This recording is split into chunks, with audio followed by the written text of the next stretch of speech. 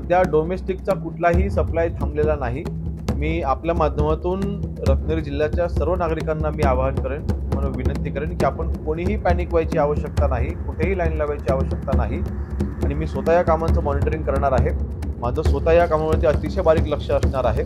ते मी आपल्याला माहिती देतो, तांत्रिक माहिती माझ्याकडे आता उपलब्ध नाहीये।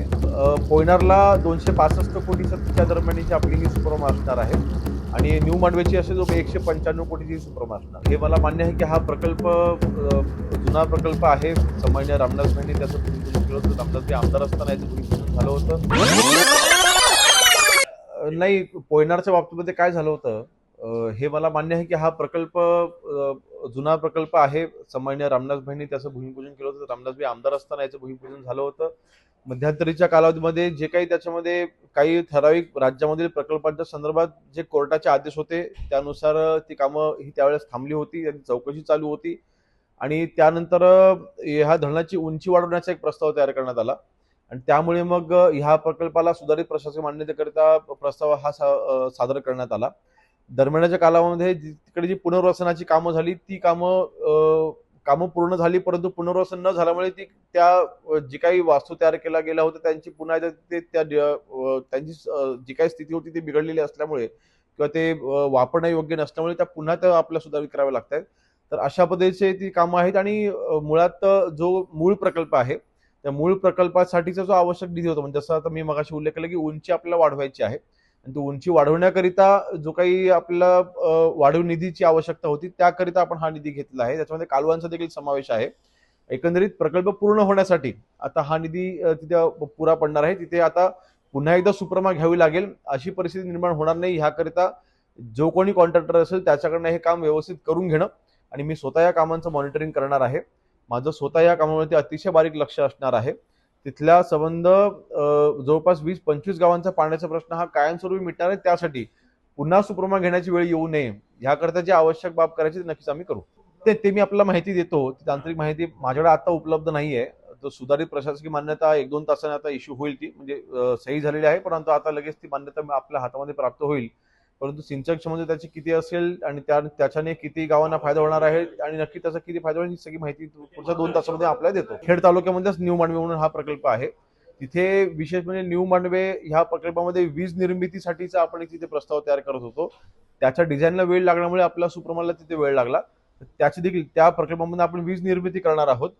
त्याची देखील नक्की किती वेळ तिथे वीज निर्मिती होईल, सिंचन किती टक्के होईल ह्याची माहिती मी तुम्हाला 2 तासामध्ये उपलब्ध करून देतो। पोयनारला 265 कोटीच्या दरम्यानची आपली ही सुपरमा असणार आहे आणि न्यू मांडवेची असे जो 195 कोटीची ही सुपरमा असणार। थोडंफार दायित्व आहे, परंतु ते म्हणजे मेजर नाही आहे। ह्याच्यामध्ये जी काही कामं होतील म्हणजे तो प्रकल्प दोन्ही प्रकल्प पूर्ण होण्यासाठी जेवढा निधीची आवश्यकता आहे तो संपूर्ण निधी या सुपरमध्ये आता आपल्याला मिळालेला आहे। त्यामुळे आता पुन्हा तिसऱ्यांदा किंवा चौथ्यांदा आपल्याला सुपरमा घ्यायची वेळ येणार नाही आणि मी स्वतः ही दोन्ही प्रकल्प पूर्ण होण्यासाठी आता जो निधी उपलब्ध झालेला आहे ह्या निधीमधनं हा प्रकल्प दोन्ही प्रकल्प पूर्ण होतील याची स्वतः मी काळजी घेणार। ह्या निधीमध्ये पुनर्वसनाचे देखील प्रश्न सुटतील।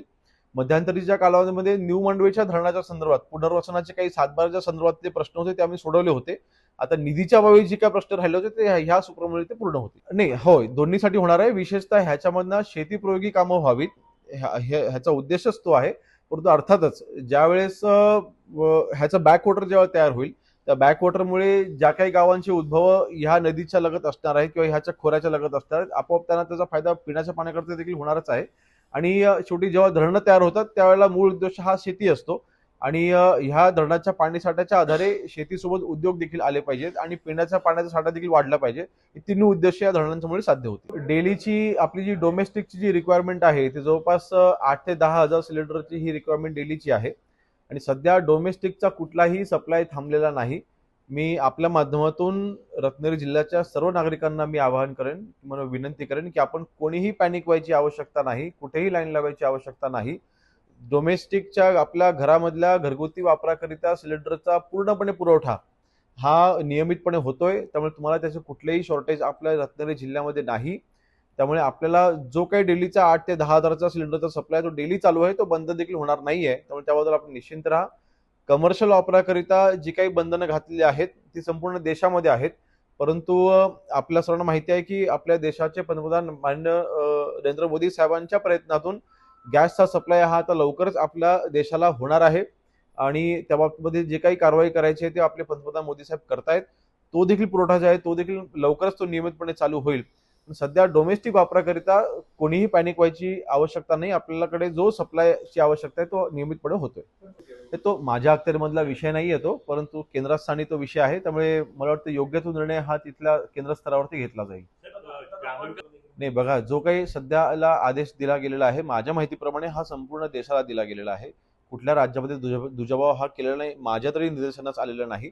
तर संजय राऊतांना प्रत्येक गोष्टीवरनं त्यांना राजकारण करण्याची त्यांची सवय आहे. त्याच्याबद्दल मी काय बोलणार. तर मला वाटतं आज अन्न नागरी पुरवठा राज्यमंत्री म्हणून माझ्या जिल्ह्यामध्ये आणि महाराष्ट्र राज्यामध्ये कुठल्याच जिल्ह्यांमध्ये जे काही सप्लायमध्ये नियमितता असणं, ज्या काही आपण पथकं तयार करायला सांगितलेली आहे प्रत्येक जिल्ह्यामध्ये ती तयार झालेली आहेत की नाही, त्या पथकाच्या माध्यमातून याच्यावरती मॉनिटरिंग व्यवस्थित होते की नाही, आणि जे काही राज्यमंत्री म्हणून मला जे मला करता येईल नागरिकांकरता ते मी करतोय. माझ्याकडे हे राजकारण करण्याकरता माझ्याकडे वेळ नाही.